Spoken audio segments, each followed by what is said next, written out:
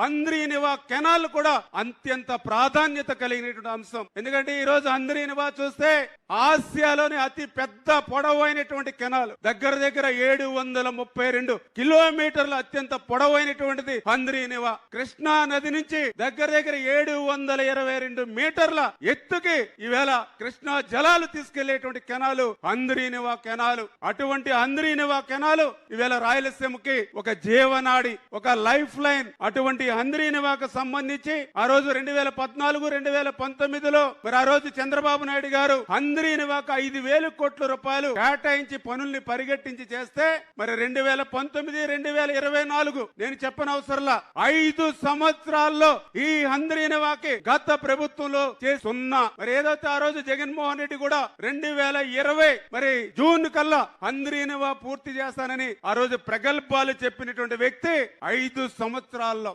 హంద్రీనివాకు ఒక తట్ట మట్టి తీసినటువంటి పరిస్థితి లేదు. 5 సంవత్సరాల్లో హంద్రీనివాకు ఒక్క రూపాయి ఖర్చు పెట్టినటువంటి పరిస్థితి గత 5 సంవత్సరాల్లో లేదు. ఇంతకంటే అన్యాయం ఏంటంటే ఆ రోజు 2014-19లో చంద్రబాబు నాయుడు గారు ఆ రోజు 3,850 క్యూసిక్ల నీరు వచ్చేటువంటి సామర్థ్యంతో